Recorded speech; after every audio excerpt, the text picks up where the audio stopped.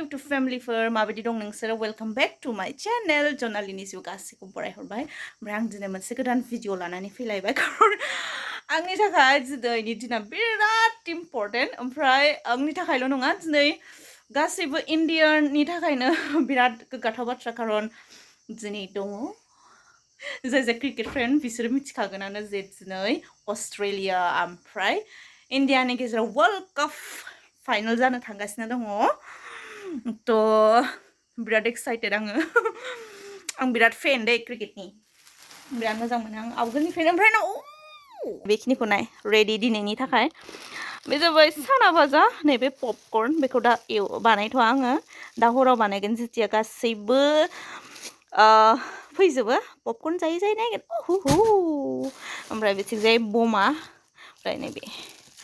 आरो ओमफ्राय दा एसे एनै जि खामानि दं बेखौ मावनानै ओंखाम जाग्रोना लानोसै आङो ओमफ्राय दिनै सानसुनि ओंखामखौ माने बिराद बुरजा संखाना दोनखाबाय आं हरावथ' रावबो संखानाय नंखाया मिथिखायो आङो खारन आंथ' संखाया आंथ' एकदम दिनैनि दिनाव मोनसेबो बुस्थु मिस खालामा आङो सब फारसेनिफ्राय नायजोबो सोर बांसिन क्रिकेटारखौ मोजां मोनो बेखौ आंनो कमेन्ट्स खालामनानै खिन्थाहरलाय ओमफ्राय दिनै सोर नायखो आंथ' मेगन मिसिनाय नङा दिनै नङाबा माबा मोनसे इम्पर्टेन्ट बुस्थुआ मिस जागोन ना बिराद गोबावनि उनाव दिनै फाइनालाव 2011 आवमोन नामाबा देरहानाया होमबाना एमएस धोनि केप्टेनसिमोन बेनि उनावथ' देरहाथ'वाखैमोन ओमफ्राय दा बिराद गोबावनि उनाव फाइनालाव आरो ओमफ्राय एसे एक्साइटेडबो खारन 10टा मेट्च जाखांबायमोन ना 10टानि गेजेराव सबबाबो देरहादों ओमफ्राय अस्ट्रेलियाजोंबो खनसे जानानै थांखांबाय ओमफ्राय गासिबो मिथिखागोन गासिबो नायखायोआनो बांसिनानो सोरबा मोजां मोनो क्रिकेट बाट जाय मोजां मोनो बे मिथिखागोन जे अस्ट्रेलियाजोंबो सिगाङावहाय खनसे जाखांबाय बेहायबो देरहादोंमोन ओमफ्राय सब मेट्चआवनो देरहादोंमोन ओमफ्राय नै दा देरहायै दिनैबा मा जायो एसे गिनायबो मोन्दों गिनायाथ' थाखागोन देरहाबा बमा गावनो लाबोखाबाय ओमफ्राय आंना नै गुस्थिया मा जादों बिदि जाजोबनानै दं गुस्थिया नायलाय जि खस्थ' मोनो आङो रायलायनो अयथासार खस्थ' मोनजों ओमफ्राय मिनिनोबो हाया मिनिनो हायाखैना बिदिसो मिनिगासिनो आं दाख्लैनिफ्राय बिराद गरम थ' दे दा ओंखाम जाहैग्रोनोसै एसे मोननैसो खामानि मावनानै थ' ओंखाम जाहैग्रोनोसै दा ओमफ्राय उनावहाय दिनै 2टानिफ्रायनो एकदम स्टार्ट जागोन नालाय थ' 2टानिफ्राय नायबाय थानांगोन थ' दा ओंखामखौ जाग्रोना लानोसै आङो ओमफ्राय ओंखामखौबो मा जादों ओरैबायदि बुरजा संखादों आं ओंख्रिखौबो माने दा हराव ओंखाम ओंख्रि संनायनि टाइम गैला आरो बिराद एकदम ओमफ्राय ओंख्रिया जोंना नैबेखिनिया आं लाबाय बानलु थाइसे बेखौ ओमफ्राय उनाव पानिलावजों ना संदों माने रावबोथ' संखानाय नंला ओमफ्राय आंबोथ' संखाला दा हराव खारन आं नायनायाव बेस्थ' थागोन मोनसेबो बुस्थु हगारा आङो दिनै ओंखायनोथ' ओंखामखौ बुरजा संखाबाय ओंख्रिखौबो बुरजा संखाबाय दा हरनि सोरबा जाबा जाबायसै जायाबा गैला जाग्रोनोसै होनबा आङो पानिलावजों ना सिलभार इदि खालामो गस्लायाव साल्ला थाथुलि जानोसै आं ओंखाम जाखांनानै सुरु जासिगोन आंना आं फुरा जेबो टाइम गैला आंना खामानि मावनो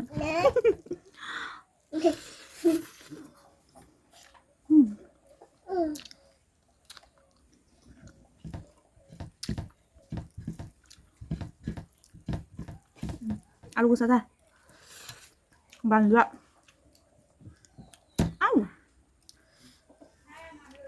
सोर ना खर' जानानै मोजां मोनो आं मोजां मोनो ना खर' जानो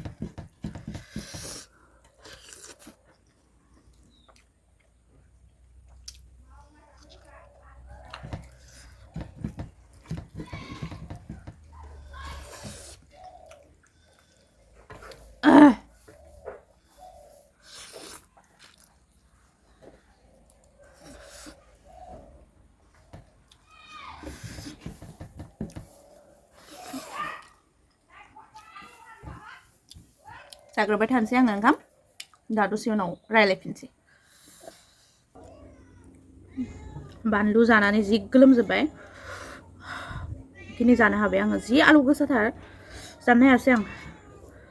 अयथासार आलु गोसा ओंख्रियाबो जि गोथाव जाखादों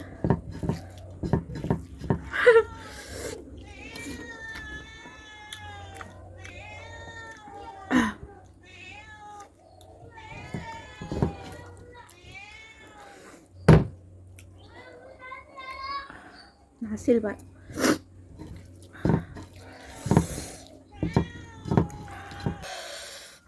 जाखांथारनोसै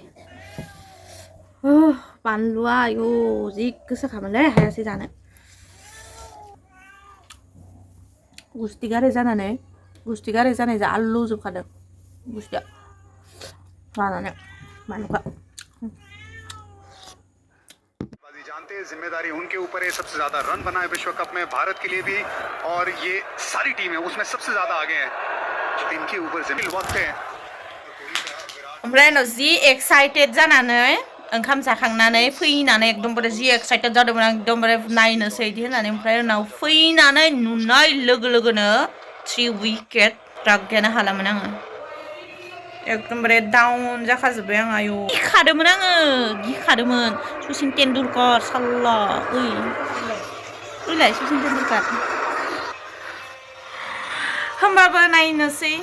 देरहायोना देरहाया ओमफ्राय बिराद गिगासिनो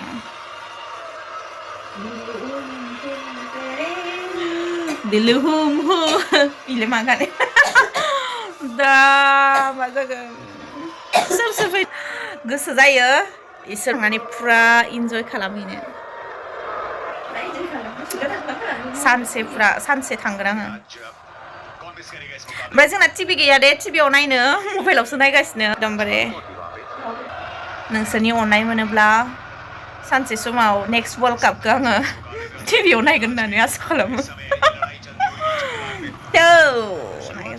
जि फाल्तु गेलेबाय होमबा दिनै फाइनालावनो ओरैबायदि फिल्डिंआ माबा जायो इसिना बिराद दुखु मोनदोंलै आङो एलाय हार्दिक पान्ड्या दिनै हार्दिक पान्ड्याखौ बयबो मिस खालामदों आरो एकदमबारे 3 विकेट जाबायना बिराट कोहलि होननाय बुस्थुखौनो नायनोनो हाला आङो मासे एकदमबारे फटक गेलेबाय थायो बियो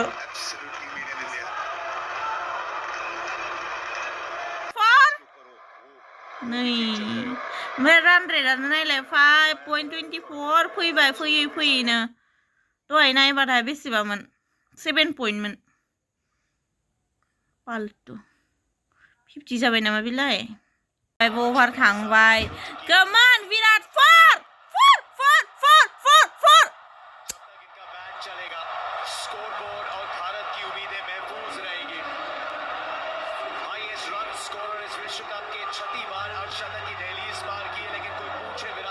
फिफ्टी जाबाय दे 50 जाबाय हिन्जावाबो ताली मारो भैया ताली मारो 50 जाबाय विराट कोहली 50 जानानै मा जानो रानानो जायाखै क्रिकेट फेना सासे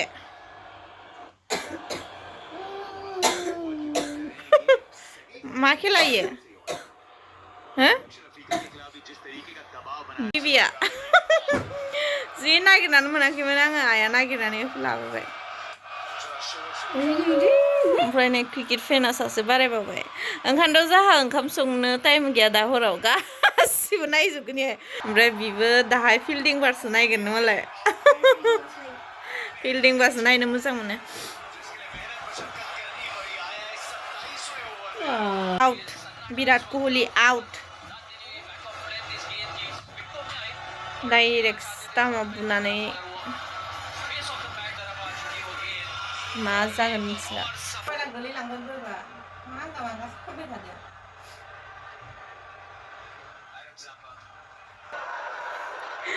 सेभेन विकेट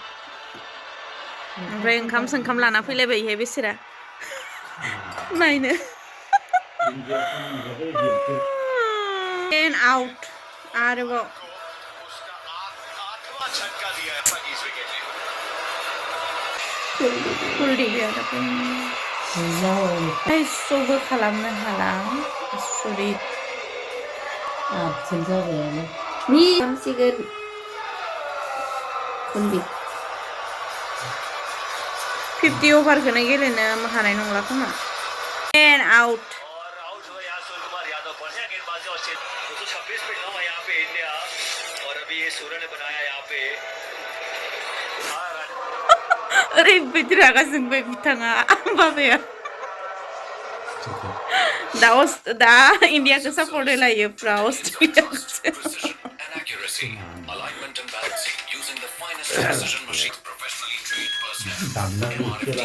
ओमफ्रायथ' क्रिकेट नायो खिन्थु माबानिफोर नामफोरखौनो मिथिया player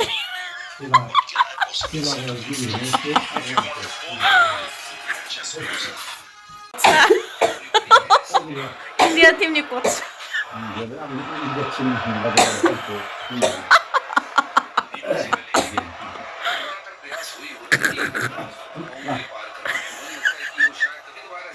Pura buki beta kasih dari.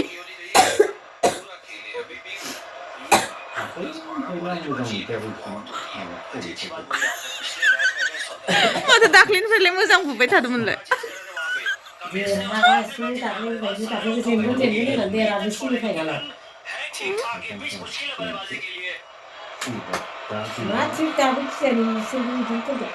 White. Oh, white knife.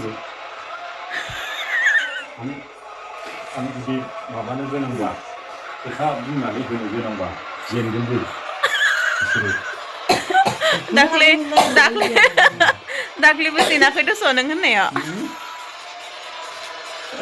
241 target and India all out. जिसका इंतजार था 2 wicket oh god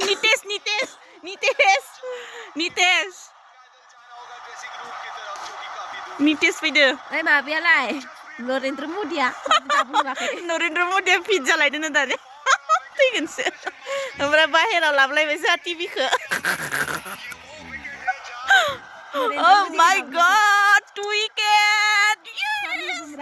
oh my god बलारफोरनि आखायावनो सेर सोरियो আজি बुमराह की होइसी माने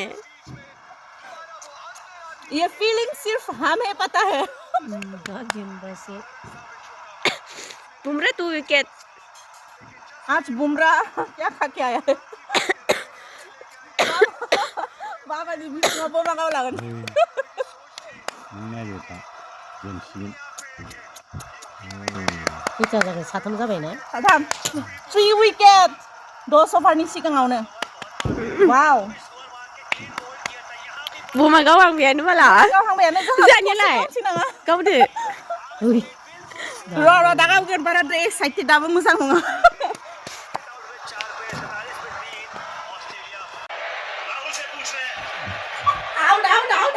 Rara,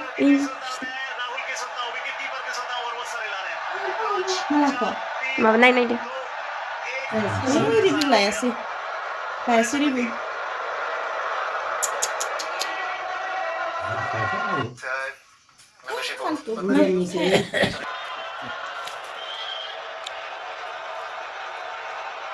Kulit.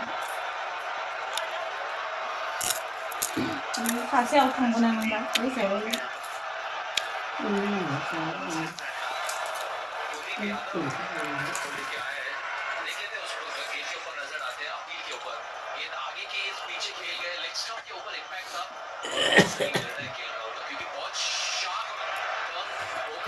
Out.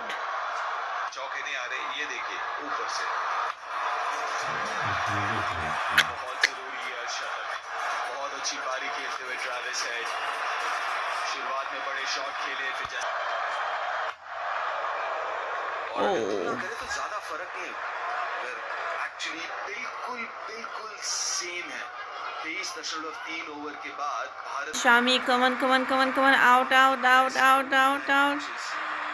Yes, out. दिखा दो अपना जलवा, out. देरहाबाय 6 times. Australia final win. आं सानबाय बेखिनि बमाखौ आङो मा खालामगोन आयै हे गसाइ हे प्रभु मामलेरानि आरो हे प्रभु हे हरिनाम जगन्नाथम प्रेमानन्दम गैया बिदि कन्डिशन जाबाय दा ओमफ्राय रावनो गोसो गैथारला ओमफ्राय सोरहाबाफोर हाबा दङबा माबाफोर दङबा ओमफ्राय नोंथांमोना बेखौ लांफैनानै गावहैदो जेनबाय आं दा मा खालामनो गावनो हाला दा आङो सोरहानिबा हाबायाव दानसै थिगानो जादों देरहायैयाबो खारन आं मिनिनो हानाय नङामोन देरहाबाथ' आं मिनिनो नांगौमोन गुस्थिया गावख्लाजोबगौमोन दा आं जीतेगा भाई जीतेगा इंडिया ही जीतेगा सेस ओमफ्राय थेवबाबो जेबो नंला बमाखौ लाबाय जेथिया जों सावनांसिगोन पेकेटसे सावनोसै नै बेखिनिखौल' खानाय माने फैबाय गोसोआव बिराद मिजिं दंमोन आसा दंमोन किन्तु मिजिङा सेस डिस्ट्रय जाजोब्बाय बिराद हाजासे दुखुखौ लानानै बेखिनि बमाखौ रागायावनो सावना होनसै आरो ओमफ्राय दिसालियाबो जि मोनसेल'थार थाखाया खाथियाव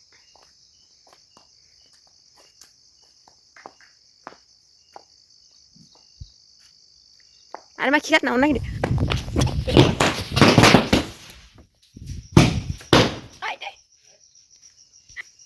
ओमफ्राय मा नुखो बमाखैहाय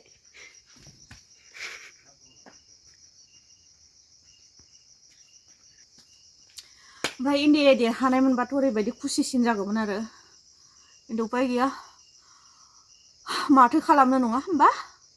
थ' दा बेखिनियानोसै आसा खालामो भिडिअखौ मोजां मोनगोन होननानै ओमफ्राय मोजां मोनोब्लाथ' लाइक खालाम शेयार खालाम ओमफ्राय कमेन्ट्स खालाम आरो आंनि चेनेलखौ साबस्क्राइब खालामनानै हो आरो बेल आइकनखौबो प्रेस खालामनानै हो जाहाथे आंनि गोदान भिडिअनि आपडेटआ नोंसोरनाव सहैयो थ' भिडिअखौ बेखिनियावनो फोजोबनोसै लोगो मोनलायगोन आंनि नेक्स्ट भिडिअ होमब्लासिमालासि मोजाङै था गोजोनै था ओमफ्राय अनज्लायनानै था आरो जनालिखौबो अनबाय था थ' बाय बाय